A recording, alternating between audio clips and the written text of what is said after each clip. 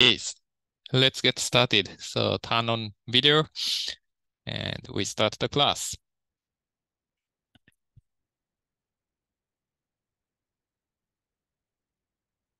Do you have any questions so far for quizzes or previous lecture, previous classes? Okay, good. So last time we entered chapter 2, and chapter 2 is about the session management and our environment, and also some codes, how to code some complicated procedures in R. So we first discussed how to read data and how to input the code from a file. So we discussed that for the first today.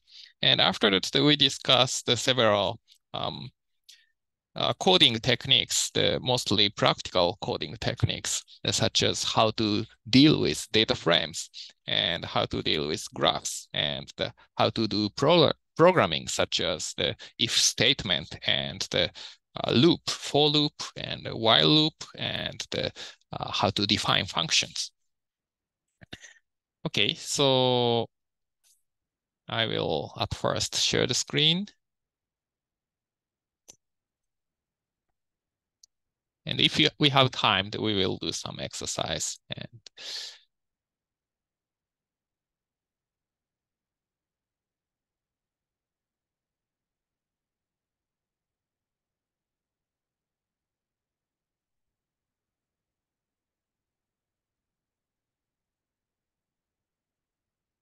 so last time we finished the slide 5 of chapter 2, but for now that we skip I the need help with the several. homework.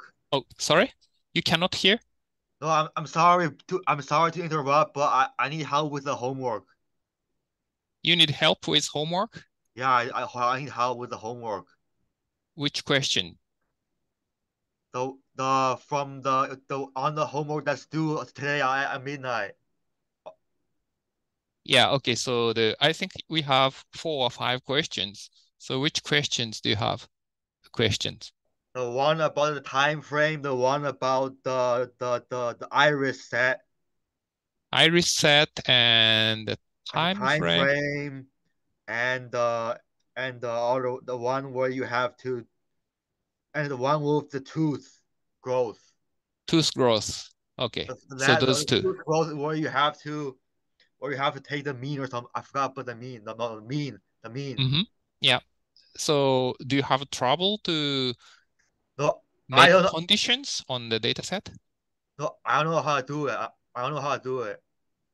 Yeah, so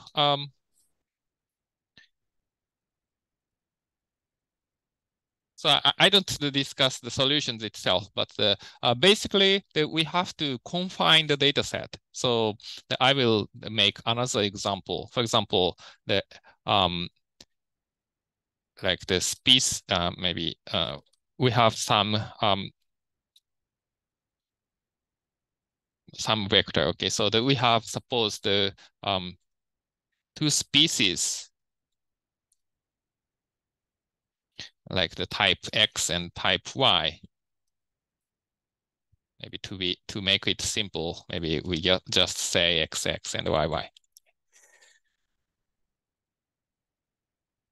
And we have some numbers, just random numbers. Okay, so 6, 79, and 56, and the 34, and the maybe 107 or something like that.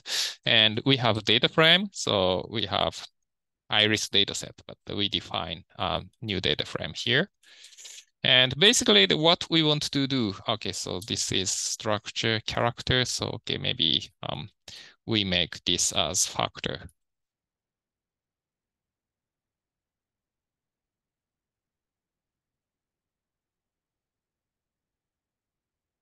Okay, so suppose that we have this data frame and we want to calculate the sample mean of XX. So at first we want to exclude this line 2 and line 4 and calculate the sample mean, right? And to do that, we have to confine the data set to XX.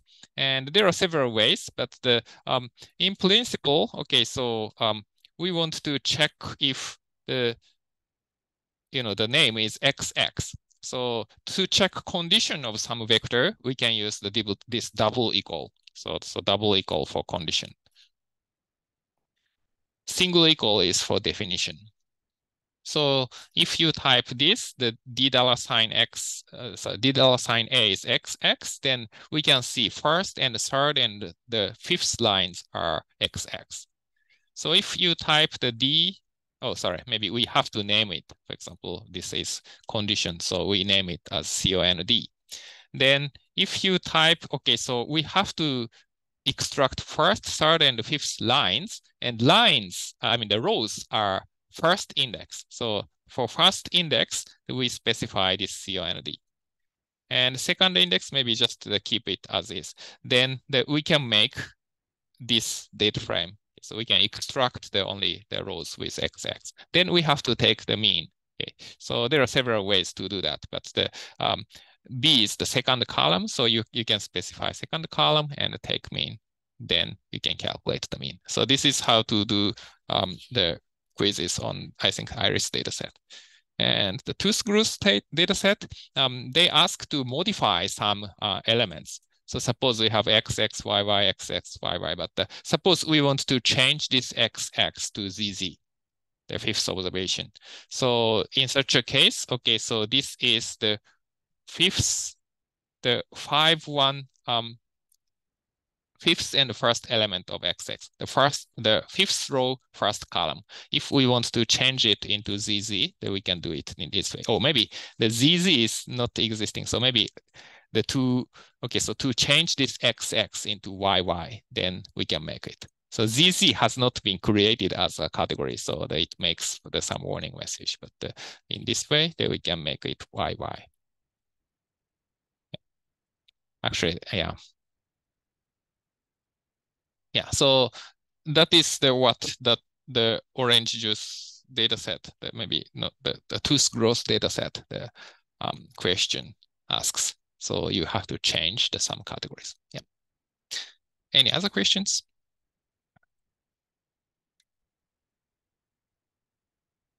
Okay, so we finished this up but to.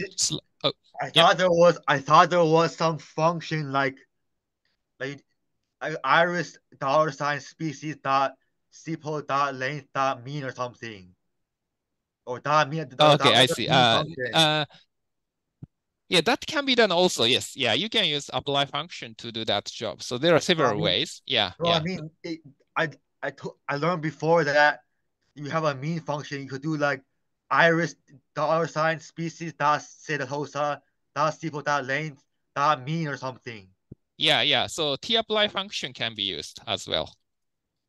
Yeah, so there are some other ways to do that. Yes, then you can put the tapply function. Yeah, you can look at my slide about tapply function. Yeah, there are multiple ways to do that. Yeah.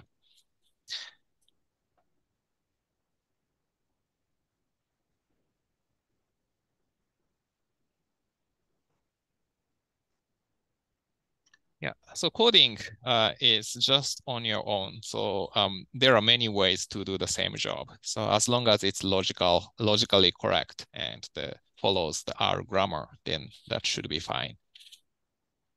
Okay, so today I skip several slides for now, and I want to discuss how to import files. That is probably a very important one. And to import file, I recommend, okay, so go to the slide, the 43, if you are seeing slides. And suppose that we have some file. Some data set. Like this, sorry. This is an Excel file. And you see that this is, so this is a data set. So we have 3 columns and we have 5 rows, excluding the first line. And at first, I recommend you to save this as the CSV file, the comma delimited file. So you can, if you are using Mac, then you can save this as something, and you save this as the CSV file, comma separated file. And maybe I name it as credit2.csv. Okay. Then, so this file is saved in my R directory, and we want to read this file. And this file is actually here. So this is in a directory of, okay, so maybe it's small, but the users Kazuhiko Shinki, WSU, teach, stat 503023F, and LN, lecture note, chapter 2.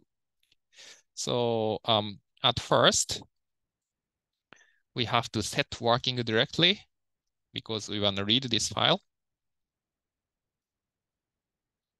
Yeah, you can specify the full path as well, but the okay, so just for convenience, we just make this as working directly. So this is the working directly. Then we want to read the credit2.csv files, and the command is the read.table function. So read.table, and then we specify the file name. So credit2.csv. So if your working directly is different, you can specify the full path to read the table. But since the file is already in this directly, so we just have to write the file name. And also this file, this data set has the header. So the first row is not data, but the header. So we have to specify header is equal to T or true. And this is comma separated file. So if you, for example, open this file as a text file, then you can see it looks like this. Oh, maybe the return key isn't exist. Okay, so this way, yeah. So you can see the data are separated by comma. So we are reading a table. So all rows have same number of elements. So the first row have 3 elements, second row 3 elements, and so on. And it's separated by comma. So we have to do the sep equal to comma. Then you can read this table. But usually we want to modify this table to do something. For example, we want to calculate the row, the total of each row, or maybe the average of each column or something. So usually it's convenient to name this table. Maybe we name this table as D because it's a data frame. Then every time you type D, you can extract this table. So if you want access to the first column, you can do this, or maybe first row this way. So you can, for example, take the summation of first row in this way, and so on. So this is how to read table. So the read.table function and the specify file name, and you specify several other options. The header is equal to true. The first row becomes names, the row, column names. So if we misspecified these options, probably we have some trouble if you type this here. So the first row is actually this was read as just the 6x1 table. So we have only 6 observations. We have 6 observations and we have only 1 column. And because we didn't specify the separation symbol, so just the city comma, chase comma city comma amex. This is the first element of this vector, and 3000 comma 4000 comma 5000. This is the second element, and so on. And since this does not specify any name, the R automatically defined it as V1. So D has only one. D includes only one vector, the V1, and the elements are these 6. But this is not what we want to do. So we want to read this table with a header and separated by comma. So we want to have this. Yeah, and we have several other options to read tables.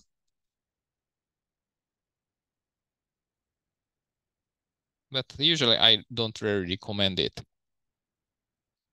So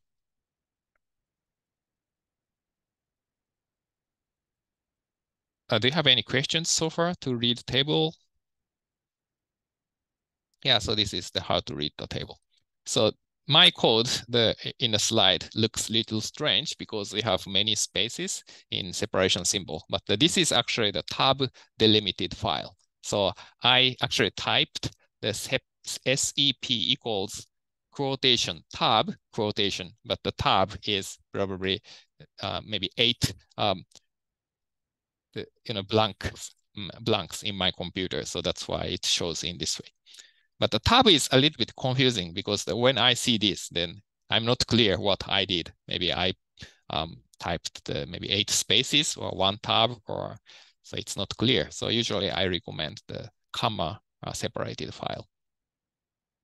And there are several other ways to read files. One is the clipboard.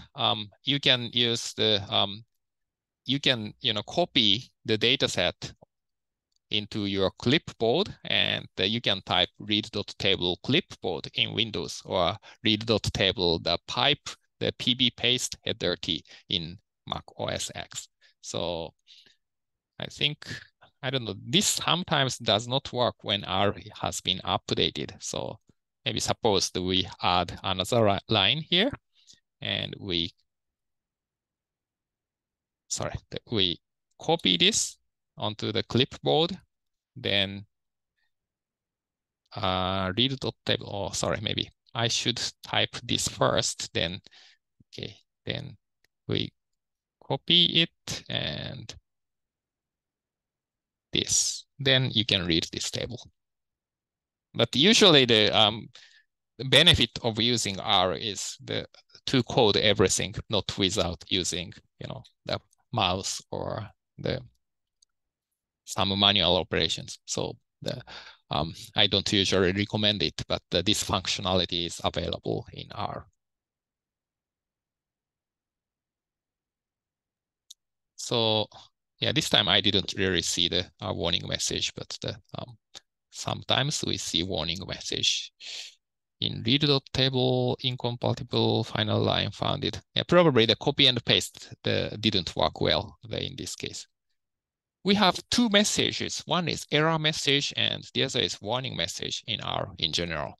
And the warning does not mean an error. So still the R reads something, but the something is irregular. If you see error message, actually the code has not been run because of your error in code. And there are several other methods to read tables from Microsoft Excel. Yeah, using the read.xlsx function. So this is within some package, but this package also changes over time. So I don't know if this is most convenient file, convenient library to use, but this is also available. But except for very complicated projects, I recommend you to use the CSV file to import data. Yeah, so some other features, if we use R Commander, R Commander is kind of the graphic user interface to use R. So if you install this package, then actually you can just choose several menus to import data. And yeah, for Mac OS X, you have to install some other softwares before R Commander. And usually I don't use R Commander because this is a kind of unstable package. So sometimes the R is forced to quit because of R Commander package. So I don't really use it. But some other. So this is another option. And this one is a convenient feature. So if you have data set in other format, such as the SAS format or SPSS or Minitab format, then you can use the foreign package in R to read dataset. So this is very convenient feature because suppose that your colleagues give you data in SAS format or you downloaded SAS format, then you don't have SAS software or Minitab software, then you don't have software, so you cannot really read the data. But R can actually read the data. So sometimes, I think in the past that I use SPSS. I mean, my client sent me the data in SPSS format, but I don't have the software, so I use this foreign package to read the dataset. So even that you can read dataset in other format. Yeah, but the bottom line is I always recommend to use the CSV file. Question, Yeah. Professor. You told us how to take it from Excel to R. Is there what's an easy way to take something, a data set from R to Excel? R to Excel. Yeah, that is a good question. We can use the write.table function.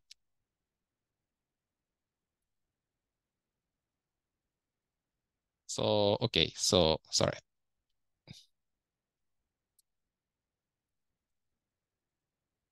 Okay, so we have this D, and you can use the write table function of D, and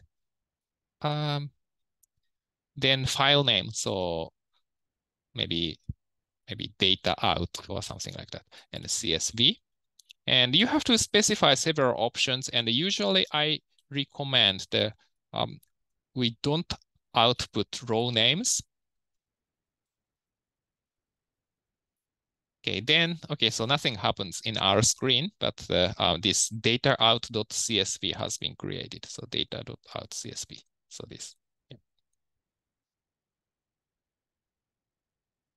Or maybe we want to separate this by comma. So maybe we use the separation symbol, maybe comma. Then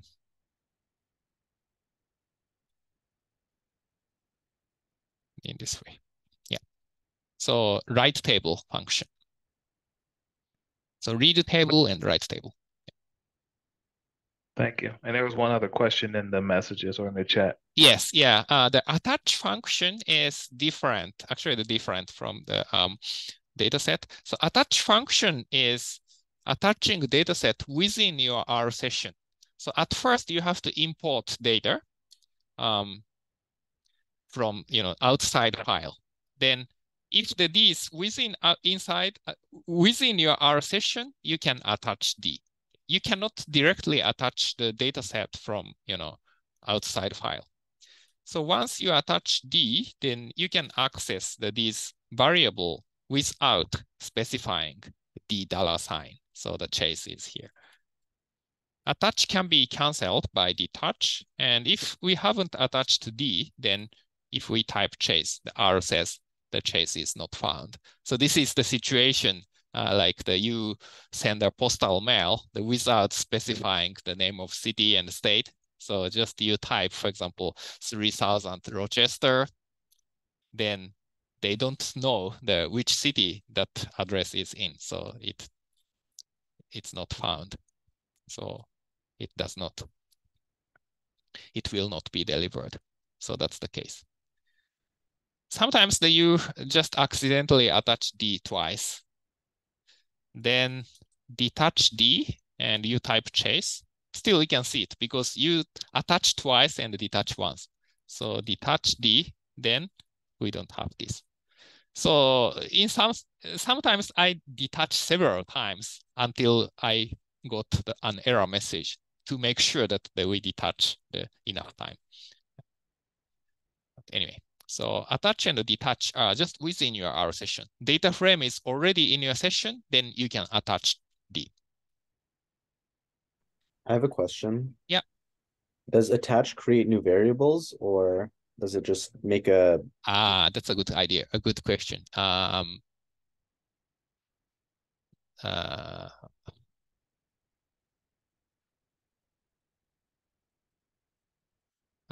I think Yeah, I think it's not really a question I can answer, but the create an object. So I don't really know how R works. How I don't know the inside of R. So yeah, it almost looks like the new object has been created. But still, I think they are recognized that this chase is within this D. So for example, we cannot remove chase because chase does not exist. So R distinguishes this global chase object and the chase object within D, even if you attached D. Yeah, so it's slightly different. Yeah. Right, so if you define chase object, example like this, you can remove chase, right? But the chase is in, the attach D and remove chase, then you cannot remove it because that is within the data frame. So R did not create chase object when you attach D. Any other questions? Okay, so that is how to attach and how to how to import data set and also how to export the data set. Yeah. So now we go back to chapter 2, slide number 6. And sometimes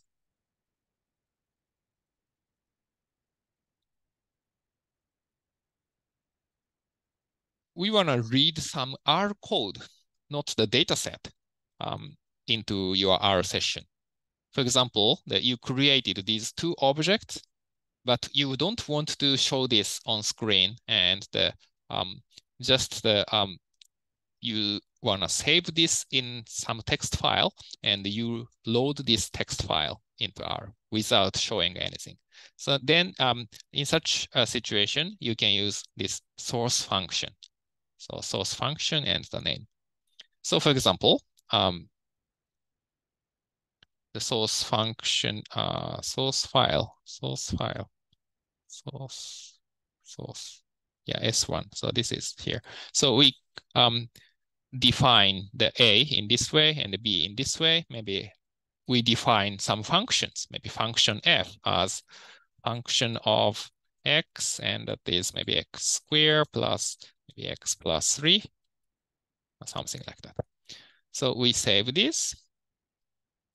Then if you want to load this text file, then source s1.txt, then nothing appeared in our console, but if you type A is there, and B is there, and the function is there, also use type function of 3, then it returns the result. So why we need this? Actually, we don't really need it, but sometimes we want to keep our console clean. So if we have a function which is defined by 20 lines of code, then you don't want to see everything on screen. In such a case, then you can use this, the source function.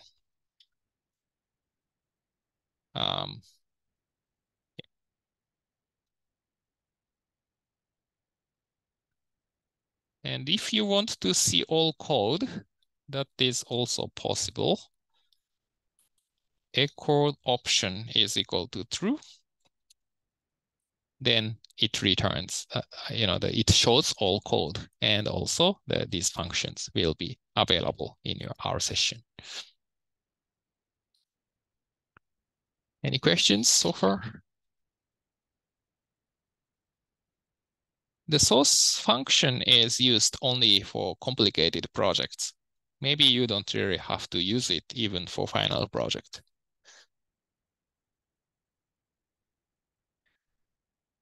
And the saving your code. So last time that we discussed how to save the workspace. The workspace is the workspace, your R session. So if you want to save this object A and object B and the function F, then you can save the workspace.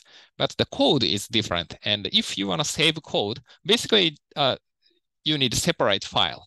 You can save your code in a separated text file or something. And some functionality depending on the version of operating system. And you can choose the file, new document in R. Then you can open a text file within the R software.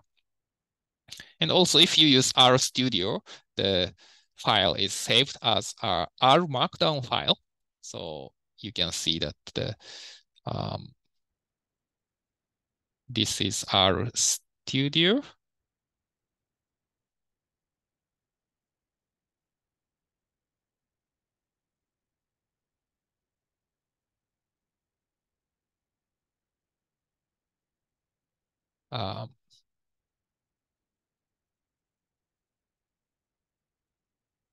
Sorry, maybe.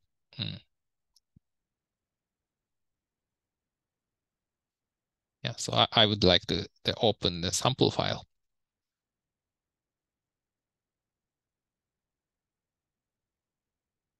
Sample file, sample R code, yes.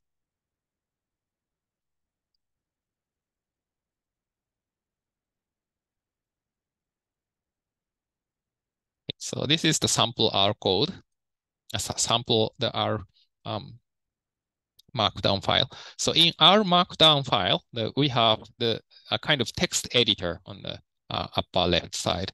And in my design, the console is here. That is basically the R console, the same as the usual R language.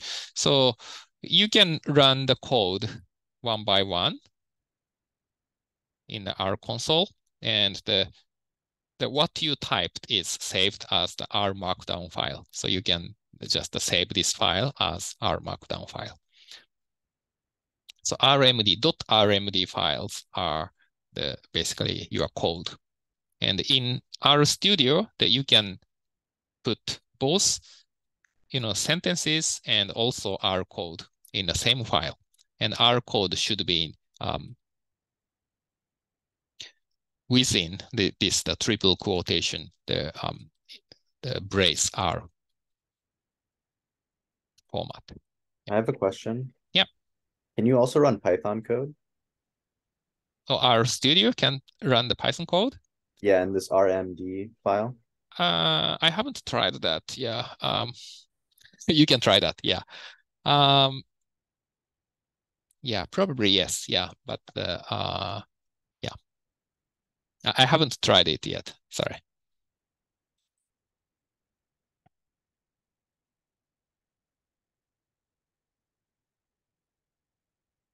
Yeah, Python usually people use Jupyter Notebook. This is probably the specialized in R, so maybe it can run Python. That's maybe a more convenient format Python has.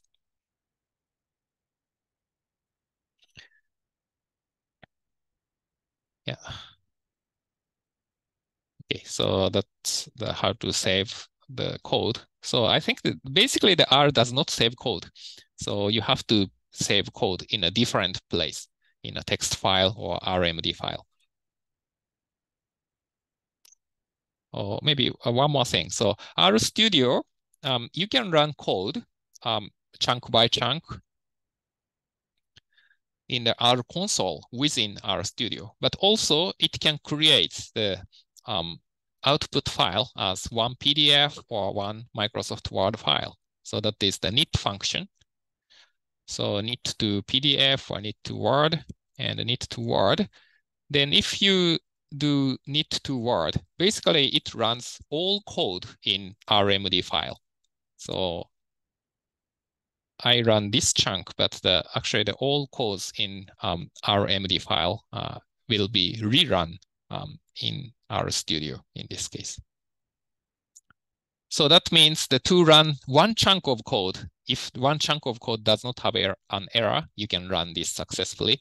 But to knit PDF or to knit Word file, the every code in this file should be correct. Otherwise, it returns an error and a PDF or Word file will not be created.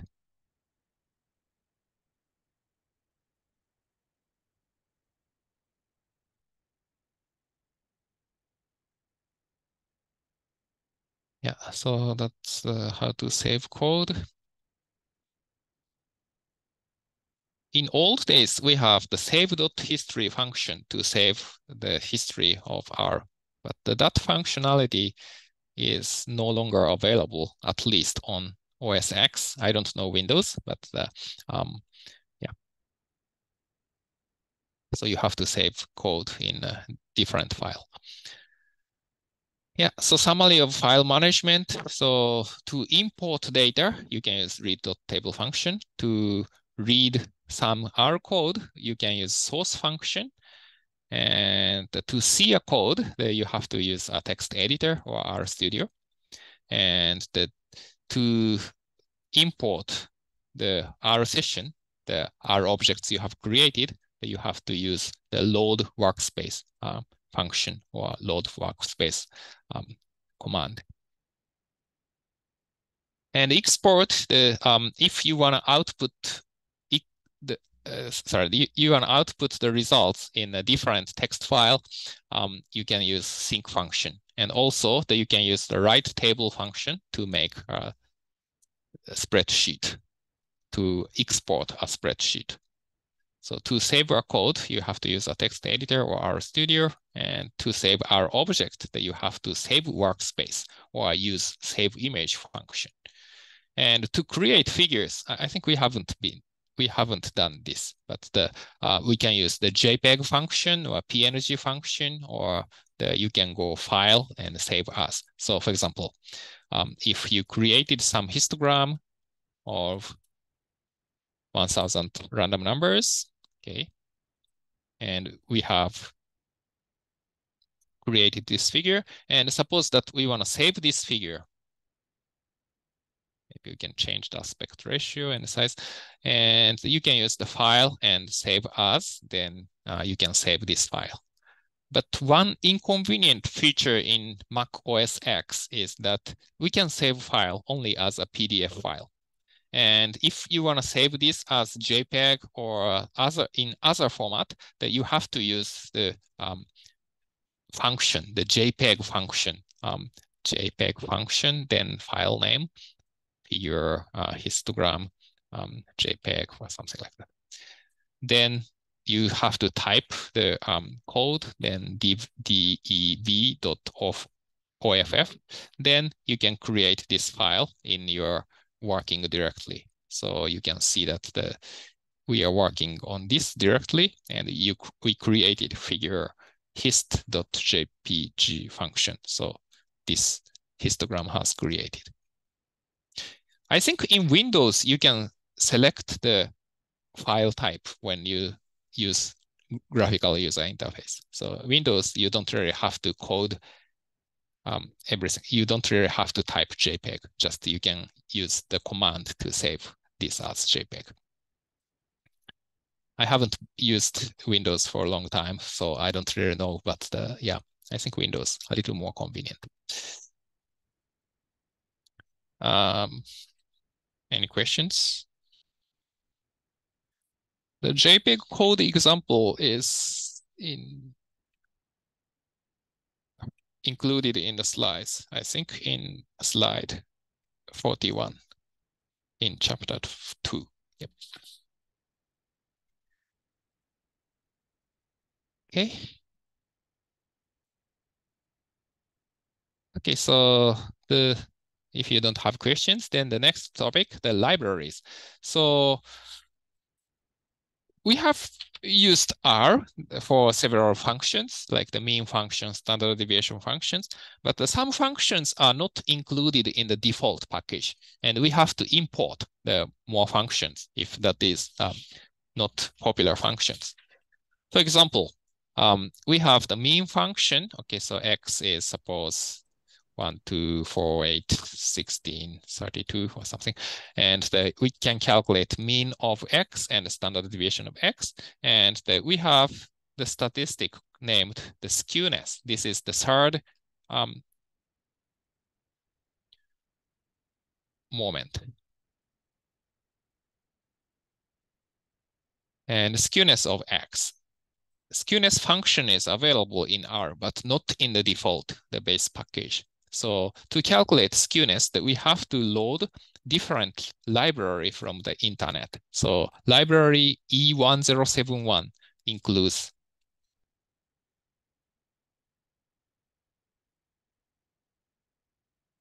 the skewness function. So once you load library, then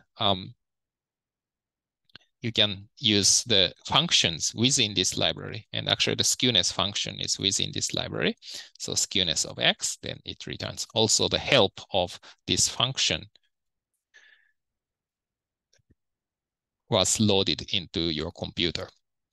So the definition of the skewness is, basically here. So at first you calculate this third moment, R is equal to 3. And then there you calculate M sub 3 divided by M2. M2 is variance, and to the power, the 2/3. So this is the definition of skewness, and the skewness function can be used in our session. And if you just freshly installed R and you type library E1071, actually you got an error. So we have basically 2 steps. So internet and to your computer, then your R session. And the 2 load package from your local computer to your R session, that you can use library function. But from internet to your computer, that we have to install package. The install.package, I think the install.package. Packages, sorry, install.packages function. So to load new packages, that you can go to packages and data and package installer, and you type the name of the function E1071. Then R searched for the package which includes this name, get list. Then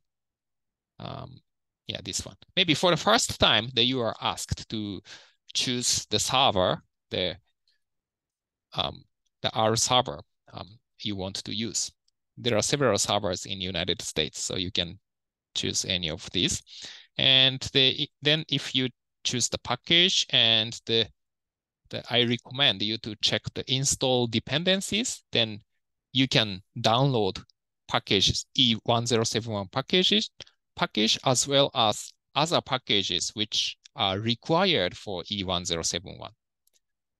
So this then, it takes some time, but it installs packages. Complicated package needs some other packages. So if you check install dependencies, you can download all packages you need. So installation, you only have to do once, but to load library, that you have to do every time. So you install package first, then you go library for second. You read library. So the idea is that if you read all packages every time, the software is too heavy. So you want to read the package only necessary for your job at this time. Maybe another example, maybe library mass, MASS, library mass.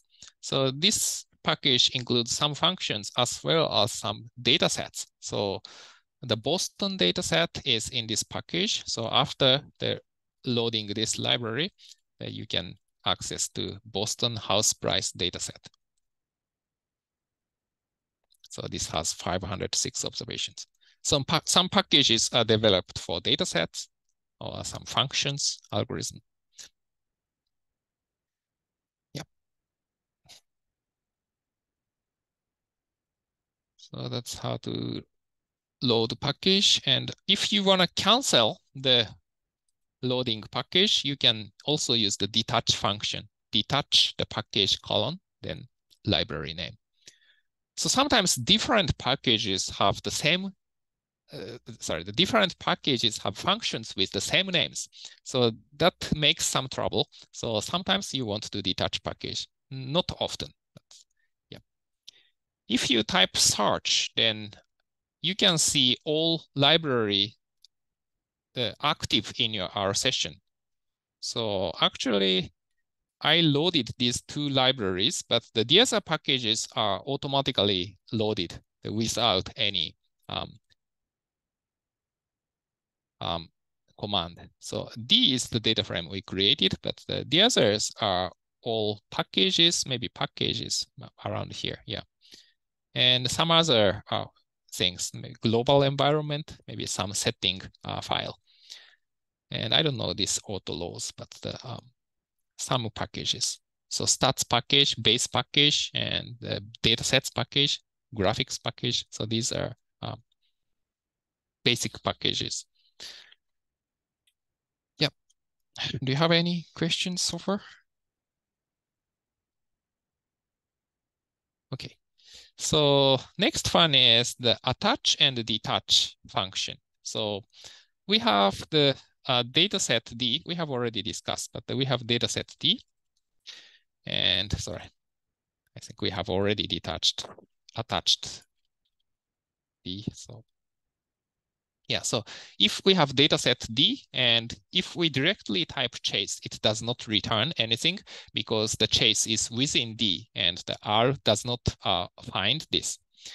But if once you attach D, the every variable is available without specifying this. You can cancel this by detach function, detach function. Yeah. Then chase does not appear. You can type $, the chase to access to this, vector. So sometimes some people don't prefer to use attach because the code is, vague. So chase is global object or object within D. It's not clear if you forgot that you attached D. So some people always avoid to use always avoid to use attach and detach. But sometimes this is convenient because your code can be shorter.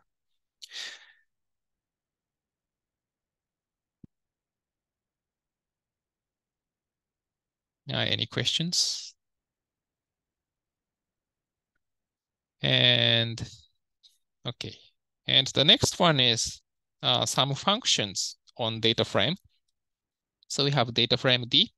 And suppose that we want to extract rows with specific conditions. Then you can use subset function. So for example, so this is the credit line data. So we wanna select the observations with Amex credit line is more than $6,000. Then you can specify in this way. Then the D2 is this just confined data set, just a subset of D. Yeah.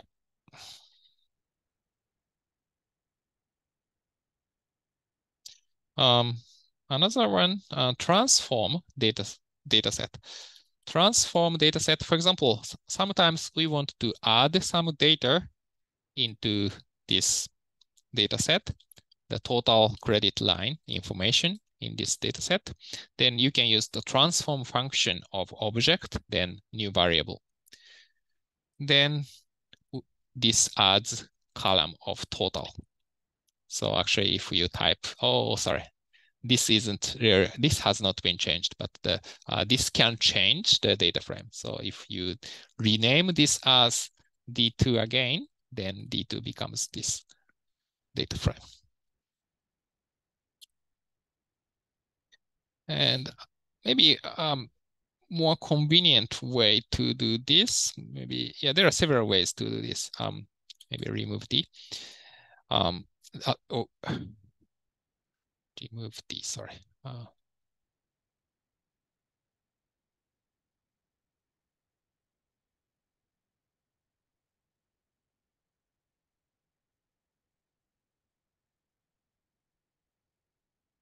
read table. Yeah.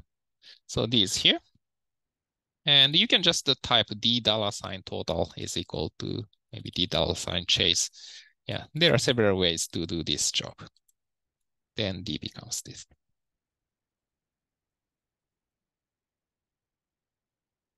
Yeah, or if you have the just external vector X and you wanna add this X to D, then you can just use the cbind function dx. Then maybe you can do, oh, sorry. Then you can make this.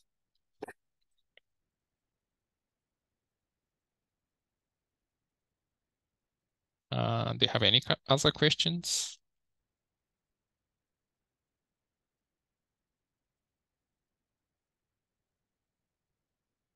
Yeah, so now I think that you have sufficient knowledge to read data frame and transform or modify the data frame.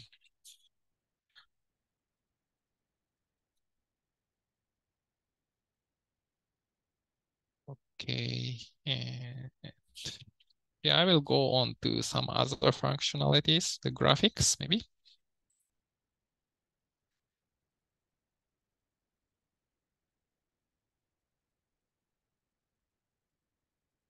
Yeah, so we have already created several graphics. The one is scatter plot, maybe line graphs, and also histograms.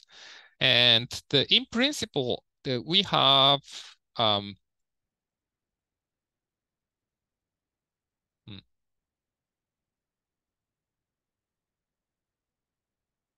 sorry, maybe this is not yeah. So basically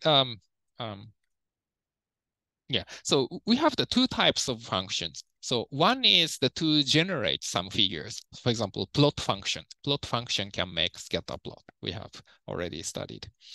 And some other functions can add some features on existing plot. So for example, we want to add maybe some legend on the plot. Then you can use legend function to add legend to the existing existing scatter plot. And also you can add the legend to, for example, the histogram. Histogram is generated by hist function. Right? So hist function can generate a histogram, but if you want to add some features on histogram, then we can use some low-level functions such as legend function, or maybe you want to add some axis or something like that. So plot function and histogram hist function, those are the function to create graph, but also we have other lower level functions to add some features. So just to explain that situation, that we use several examples to make some customized the plots. So yeah, maybe we create some vectors, X and Y. Both are random numbers with, okay, so maybe 50 random numbers with mean 0, standard deviation 1, that is X. Normal random numbers, 50 normal random numbers with mean 0, standard deviation 1. So this is X. And Y, that we define it in a similar way, but we want to make it the population mean of Y is 1. 50 random numbers with mean 1 and standard deviation 1. So X and Y. Then you can plot X and Y, but we want to customize this by putting several axes and several nodes. Oh, sorry, we have got chat. Yeah, read library each time. Read library each time. Yes, the library function that each time you do. And how we load all downloaded each time. How to load all downloaded. So, all downloaded each time. I think we don't really have function to read all packages. So you have to read library one by one. Yeah. Oh, sorry. Yeah. Anyway, and plot xy. We can use it. We can make this, but we want to customize this. So in such a case, that for example, that we can specify axis is equal to false. Then, okay, so we just have the raw scatter plot, and we can modify the several things such as maybe frame, the border lines, and also axis. And you can specify some axis function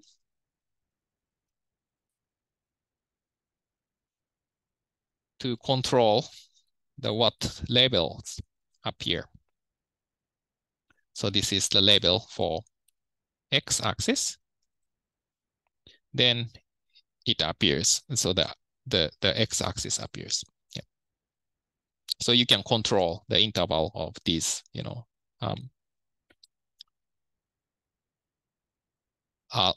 x labels. And yeah, and this one means the x-axis. And also you can do this for y-axis. And since the average value of y is higher, so average is 1, maybe we want to make it as this -1, 2, 3. So this is label for y-axis. Then you can put it. So yeah, so axis is lower level function. So it adds some feature on existing plots. And the center is x is equal to 0 and y is equal to 1. So we want to draw those two lines.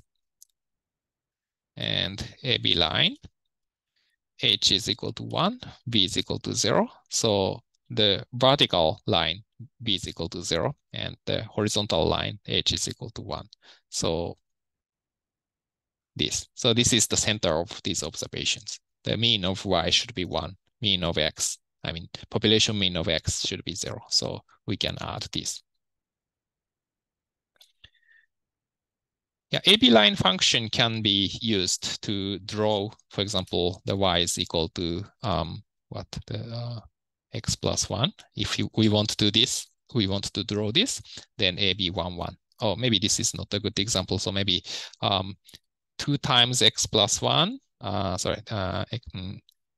Yeah, so 2, yeah. Then the slope is 2 and the intercept is 1. So you can type AB line 1, 2. Then you can draw this line. It doesn't mean anything on this scatter plot, and also you can put the box function to make this, box.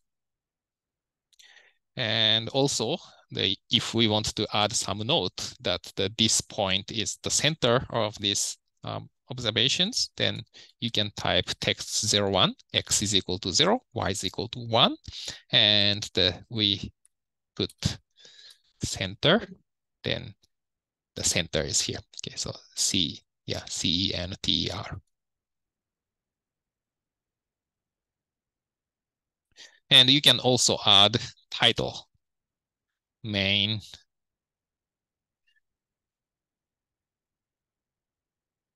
So x follows the normal 0, 1.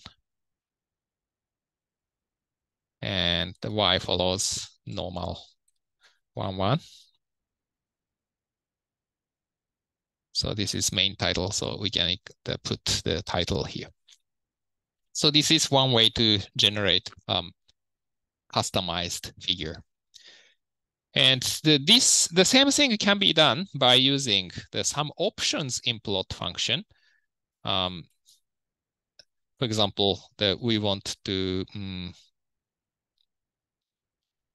maybe not. For example, the title of this, yeah, so plot xy. Plot xy just makes this plain graph. But for example, you can specify the title of the graph by using main function. Then you can see the title of the graph. So some functionality are available as an option to plot function. So you don't really have to type a new line of code, and you can include it in a plot. But some options cannot be done within this plot function. So you have to add the several features to existing plot. Okay. Any questions? Professor? Yeah. So, one question I have is that you know how you put axis equals false before you created a new x-axis and y-axis? So then do we have to, is that mandatory, or do we have to do the axis equals false before creating a new one?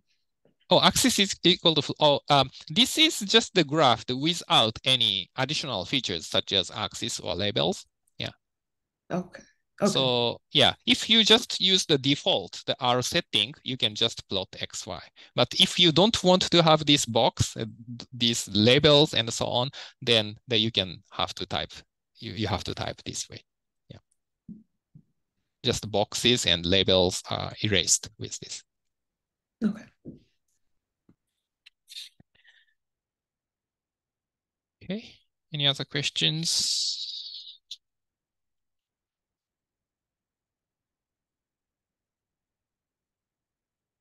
And also the next example is how to put the graphic, so how to put legend. So suppose that okay, so we want to generate this one. And this is the cosine curve and the sine curve. The cosine curve from negative 2 pi to positive 2 pi, and the sine curve from negative pi to positive pi. And if we want to draw this, then we can do this. Actually, we can put these two plots on the same pane. So plot of cosine function, this is the name of the function. And this is range from negative 2 pi to positive 2 pi. And LTY is equal to 1. This line type 1, that is the solid line. So this draw a graph of cosine curve from negative 2 pi to positive 2 pi. And just you can overlay another plot by using add is equal to t. So this sometimes does not work, but this works when input of the plot function is functions. So actually the plot xy, plot x2, y2, then this add option does not really work. So that we have to do in another way. But if this input of the plot function is the input of the first argument in plot function is a function, then we can use this add option. Then it overlays the sine curve. And we want to put the legend, and I think there are several ways to do that, but the one most basic way is to specify the upper left corner, the coordinate for upper left corner. So x-axis is negative 4.5, maybe, and y-axis, y-coordinate is maybe 0.8 or 0.9. So you can specify negative 4.5 and 0.9, then put the explanation, so cosine and sine, and put the line type. Line type 1 is solid, 2 is dashed. So the first one, it becomes solid line, and the second one becomes dashed line. Yeah, you can also change color or line widths and other features. Then it adds legend at negative 4.5 and 0.9.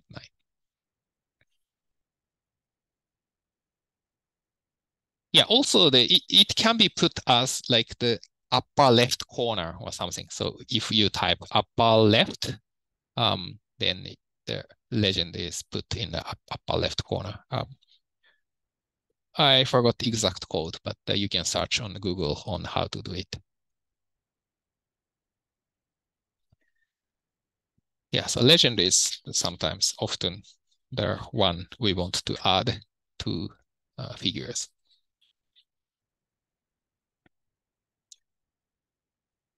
Any questions?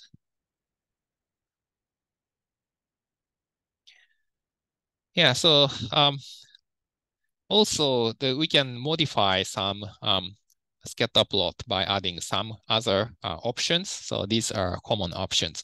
So suppose that we want to create this figure. So the difference between just the simple scatter plot is, okay, so we put explanation on X label and Y label. And also we changed the these plots into the plus signs, and also that we made it as green. And you can see this is a little larger than usual plot. So we make it larger. We made it larger. And also we put the title here. So how to make this? So plot xy. So x and y are just the vectors of the same length. And the main makes this title. And the xlab option can describe the label for x, and the ylab option label for y. And also we specify the limit for y. So y ranges from 0 to 10. Actually, the smallest observation is 1 here, but I made it 0 to 10. So you can specify y lim.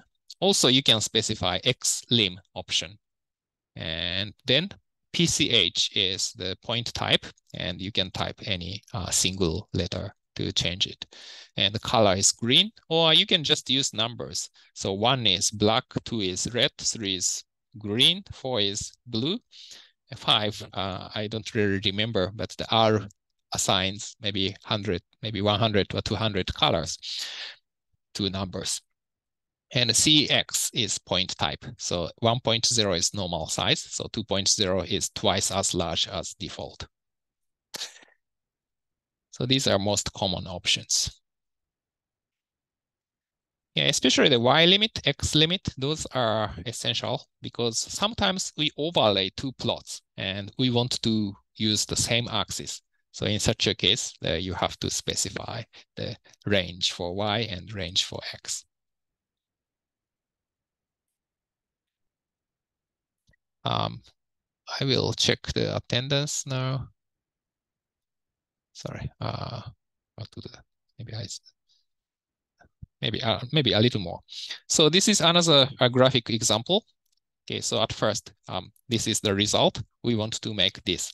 So 2 line graphs, but the data is given by just the 2 vectors, temperature for Michigan and the temperature of Wisconsin, and how to create these figures. And the idea is to overlay the 2 plots. So we create the plot for Michigan's temperature and another for the temperature in Wisconsin. And we just overlay these 2 plots, and then we can make that one. So temperature for Michigan is this, and temperature for Wisconsin is this. And at first, we make a temperature for Michigan, and the range for Y is 0 to 65. Actually, this is the numbers from January to December, but anyway, so 0 to 65. So why 0 to 65? Just I want to cover the entire range of temperature of Michigan and Wisconsin. And line type, so type is L, so line graph, and the solid line, LTY1, and X label is here, and Y label is here.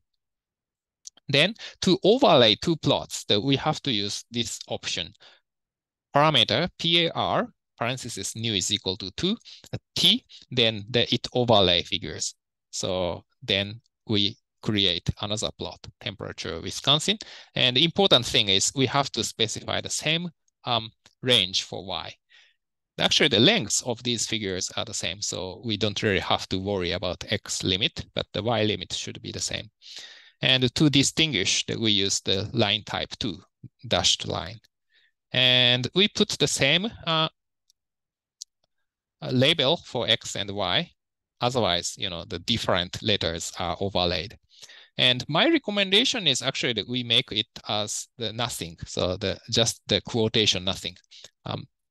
If months and months, actually slightly it looks strange. It doesn't look strange, but sometimes these letters becomes almost a bold font because of some fluctuation. So maybe my recommendation is just keep this as blank and keep this as blank as well. Then parameter new is equal to false. Then we no longer overlay another graph.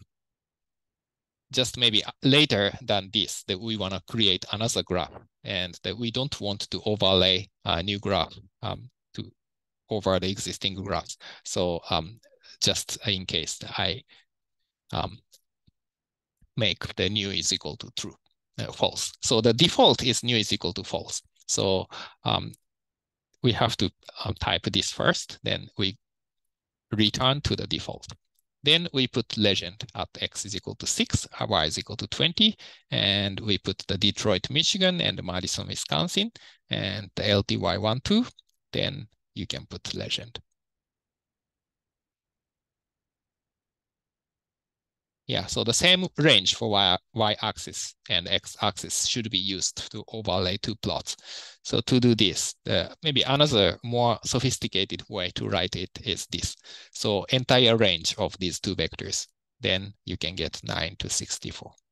We specified 0 to 65, but the 9 to 64 is the smallest interval. Yeah, then we can make this. Yeah, so that's it for today. And do you have any questions?